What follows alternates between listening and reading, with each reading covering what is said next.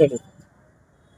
Sir Mahesh ಅವ್ರಿಗೆ ನಮ್ಮ ಕೇರ್ನೂರು ತಾಲೂಕು ಜನತೆ ಪರವಾಗಿ ಹಾಗೂ ನಮ್ಮ ಚಿತಾಸ್ನೇಹ ಬಳಗದ ಪರವಾಗಿ 60ನೇ ವರ್ಷದ ಹುಟ್ಟುಹಬ್ಬಗಳ ಶುಭಾಶಯಗಳು. ಹಾಗೆಯೇ ಇಡೀ ನನ್ನ ತಾಲೂಕಿಗೆ ಒಂದು ಶ್ರೇಯಸ್ ಬಯಸುವಂಥ ಜನ ಅವ್ರು ಸ್ವಂತ ಶ್ರೇಯಸ್ ಬಯಸೋರಲ್ಲ, ತಾಲೂಕು ಜನರು ಶ್ರೇಯಸ್ ಬಯಸುವಂಥವ್ರು.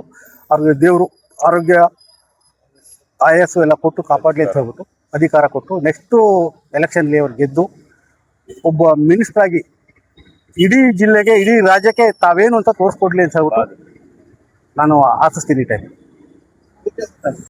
ಇವತ್ತು ಶ್ರೀಯುತ ಸಾರಾ ಮಹೇಶ್ ಅವರ 60ನೇ ವರ್ಷದ ಹುಟ್ಟುಹಬ್ಬವನ್ನು ಇಡೀ ತಾಲೂಕಿನಾದ್ಯಂತ ಬಹಳ ವಿಜೃಂಭಣೆಯಿಂದ ಆಚರಣೆ ಮಾಡ್ತಾ ಇದ್ದಾರೆ. ಕಾರಣ ಈ ತಾಲೂಕಿನಲ್ಲಿ ಅವರು ಕೊಟ್ಟಂಥ ಜನರ ಸೇವೆ ಮತ್ತು ಕೊಡುಗೆಗಳು ಮತ್ತು ಜನಸಾಮಾನ್ಯರ ಜೊತೆ ಅವ್ರು ಬರತಕ್ಕಂಥ ರೀತಿ, ಇವೆಲ್ಲದ್ರ ಕಾರಣ ಇವತ್ತು ತಾವೆಲ್ಲರೂ ನೋಡ್ತಾ ಇದ್ದೀರಾ. ಬೆಳಿಗ್ಗೆ ಬಹುಶಃ 6-7 ಗಂಟೆಯಿಂದ ಪ್ರಾರಂಭ ಆಗಿ ಇನ್ನಾದರೂ ಕೂಡ KR ನಗರದಿಂದ ಮುಂದೆ ಹೋಗ್ಲಿಕ್ಕೆ ಆಗಿಲ್ಲ.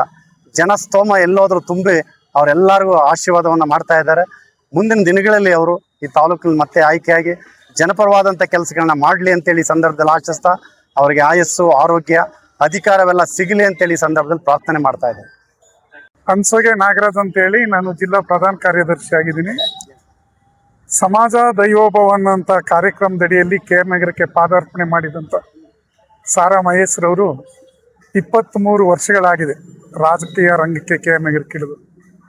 ಅವತ್ತಿಂದು ಕೂಡ ಜನರ ಕಷ್ಟ ಸುಖ ದುಃಖ ದುಮಾನೆಗಳಲ್ಲಿ ಅವರ ನೋವು ನಲುಗಳಲ್ಲಿ ಸ್ಪಂದಿಸಿ 15 ವರ್ಷ ಈ ಕ್ಷೇತ್ರದ ಶಾಸಕರಾಗಿ 1.5 ವರ್ಷಗಳ ಕಾಲ ರಾಜ್ಯದ ಮಂತ್ರಿಯಾಗಿ ಕೃಷ್ಣರಾಜನಗರ ನಾಲ್ವಡಿ ಕೃಷ್ಣರಾಜ ಒಡೆಯರ್ ಕಟ್ಟಿದಂಥ ನಗರವಾದ ಅಭಿವೃದ್ಧಿಗೆ ಕಾರಣೀಭೂತರಾಗಿದ್ದಾರೆ. ಅಂಥ ಒಬ್ಬ ಜನಪ್ರಿಯ ನಾಯಕ ಮತ್ತೊಮ್ಮೆ ಗೆದ್ದು ತಾಲೂಕಿನ ಅಭಿವೃದ್ಧಿಗೆ ಶ್ರಮಿಸಬೇಕು.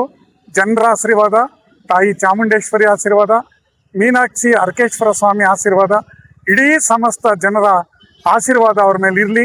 2028ರಲ್ಲಿ ಚುನಾಯಿತರಾಗಿ ಮತ್ತೆ ಕರ್ನಾಟಕ ರಾಜ್ಯದ ಮಂತ್ರಿ ಆಗಲಿ ಅಂತೇಳಿ ಈ ಸಂದರ್ಭದಲ್ಲಿ ಅವ್ರಿಗೆ ಆಶಿಸ್ತಾ ಇದ್ದೀವಿ, ಹಾರೈಸ್ತಾ ಇದ್ದೀವಿ.